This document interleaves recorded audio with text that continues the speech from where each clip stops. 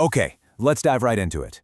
Today, we're breaking down this really fascinating empirical explainer of a study out of Pakistan. It investigates a question we've all probably thought about at some point. What exactly makes a university truly great? We constantly hear about university rankings, prestige, big alumni networks, like those are the ultimate markers of success, but what actually determines the day-to-day quality of a student's experience? I mean, when you strip away the ivy-covered walls and those glossy marketing brochures, what actually makes a student feel like they are getting a genuinely top-tier education?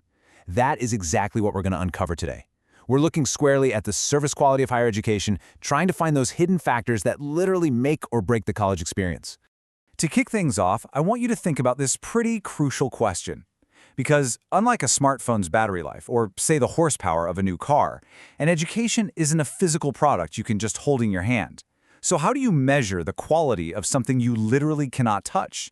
This is the fundamental challenge of higher ed.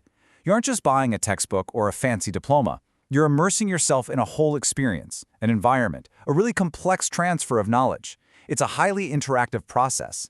And that means the quality of what you're buying depends immensely on the abstract, day-to-day feeling of how it's actually being delivered to you.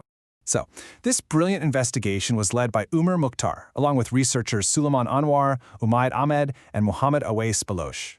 And they set out to measure those exact, invisible drivers of university service quality. What's cool is they recognize that students are, effectively, the customers of higher education. Viewing students through this customer lens is honestly a real game changer here, because it completely shifts the focus. Instead of looking at what the university thinks it's providing, we're looking at what the student actually experiences. To really figure this out, the team went straight to the source. They surveyed 174 university students to capture their direct, unfiltered perceptions of their everyday educational reality. The researchers start by drawing a really stark contrast between products and services. Think about it.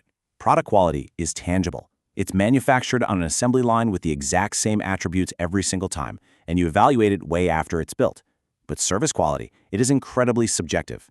As the researchers note, services are produced and consumed at the exact same time. The lecture happens, and you experience it right then and there.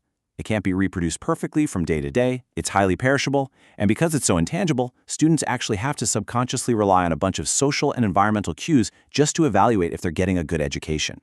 To measure this highly subjective experience, they used a validated scientific tool called the SERVQUAL framework. It basically breaks down service quality into 5 distinct dimensions. First up, tangibles. These are the physical cues, the modern look of the campus, the computer labs, the library. Then there's reliability, which is the university's ability to actually deliver services accurately as promised without, total administrative chaos. Third is responsiveness, how quickly and willingly the institution helps students out when they have an issue. Then we have assurance. This relates to whether the faculty actually knows their stuff and carries themselves in a way that inspires genuine trust. And finally, empathy. This is absolutely crucial. It's that personalized attention and care given to the students. It's that feeling that your professors actually know your name and genuinely care about your success. Now, what makes this whole investigation so compelling is how they actually set up the baseline. They didn't just look at one specific school and call it a day. No, they gathered 174 usable responses with a perfectly equal split, exactly half from government universities and half from private universities in Pakistan. This setup is brilliant because it lets us establish a true comparative baseline across the whole educational spectrum. They basically wanted to know, does the core structure, the culture, and the funding model of a university fundamentally change how students perceive those 5 critical SERVQUAL dimensions we just talked about? Let's look at that baseline rivalry between the sectors. The data reveals that private universities scored a statistically significant higher mean, a 3.20 on a 5-point scale, compared to government universities, which came in at 2.98. And the statistical tests the researchers ran confirmed that this difference is highly significant. It's not just some random fluke in the survey pool. So right out of the gate, the data establishes a clear trend. Students in private universities perceive they are receiving a tangibly higher overall quality of service across all those physical, reliable, and empathetic dimensions.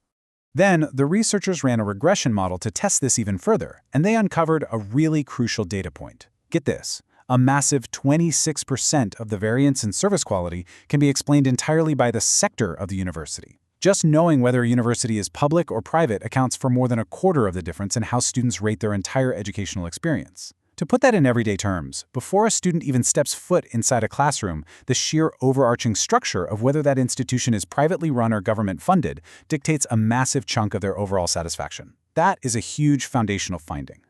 But the investigators didn't stop there at the macro level. After establishing that baseline, they drilled down. They started asking, well, what about the specific, everyday variables of a student's life? Does it matter if you're a male or female student navigating the campus? Does it matter if you live in a dorm right in the middle of campus life or if you're commuting from outside every single day? And maybe, most importantly, does the sheer number of students sitting next to you in a massive lecture hall fundamentally change the quality of the service you feel you're receiving? Well, when we look at those usual suspects, the findings are honestly quite surprising. First off, gender discrimination was practically non-existent in terms of overall service perception. Male and female students perceived the service quality identically. And on top of that, whether a student lived on campus or off campus, zero significant effect on their satisfaction. But class strength, meaning the raw number of students just crammed into a room, absolutely shifted the scores in both the private and public sectors. Interestingly, the regularity of classes only had a significant impact on perceived quality in government universities, which, if you think about it, kind of makes sense. Private institutions might just have more standardized scheduling, so class regularity is a given. But in government schools, a highly regular, predictable schedule becomes a major, distinguishing marker of reliability and quality for the students. Okay, so we've seen the baseline, and we've ruled out demographics like gender and where you live. Now, let's move to the real climax of the study. Let's look at the two most powerful, invisible forces that are truly dictating student satisfaction. When the researchers ran their advanced correlation analyses, two very specific, highly human factors emerged from all the noise of the data. These two factors had a profound, statistically significant correlation with exactly how students scored their universities. They basically overshadowed almost everything else. The first major reveal from the data is really striking. They found that the presence of political parties and political activities has a highly significant negative correlation with service quality. And this is true in both private and government universities. The researchers neutrally measured this factor and found a clear trend. As political interference increases on a campus, the perceived quality of the educational service drops sharply. It basically acts as a heavy anchor on the overall student experience, just dragging down their perception of the institution's ability to actually deliver its core educational mandate. The data makes this incredibly clear, across the board. And to be clear, this isn't about which specific political ideology is present. It is entirely about the presence of the activities themselves.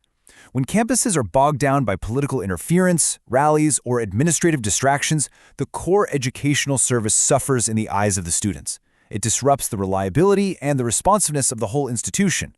Conversely, the study explicitly shows that as political activities and interference decrease, the service quality scores of the universities actually increase. It's a very strong, measurable, inverse relationship that university administrators clearly have to navigate. Now, let's look at the other side of the coin. The second major driver, and honestly, perhaps the most encouraging finding of the whole study, is the profound positive impact of the student-teacher relationship. The data showed that this is quite literally one of the most influential factors overall. If political interference serves to drag service scores down, it is that fundamental human bond between the instructor and the student that pulls them right back up. It acts as the ultimate buffer against any institutional shortcomings. This relationship factor plays out so powerfully in the data. A strong connection between a student and their instructor significantly boosts the overall perceived service quality. To give you a real sense of the scale here, in government universities, students who reported an excellent relationship with their teachers gave a service quality score of 3.96. That vastly outperforms the overall government baseline average of 2.98. On the flip side, a poor relationship drags scores all the way down into the 2.3 range in both sectors. This directly anchors right back to those empathy and assurance dimensions of the SERVQUAL model we discussed earlier. It provides that absolutely vital, personalized attention and trust that students so deeply crave when they're navigating such an intangible service environment. As we wrap up this explainer, I want to leave you with a question to reflect on regarding your own educational journey. Think back to your alma mater. Did they have great, tangible facilities, but maybe lacked empathy from the faculty? Did a crowded classroom dilute your learning experience? Or did an excellent instructor-student relationship elevate a really difficult semester into something you'll never forget? This empirical data proves that while funding models and administrative sectors for sure matter, the absolute most vital, needle-moving parts of a university are the ones you truly cannot build with bricks.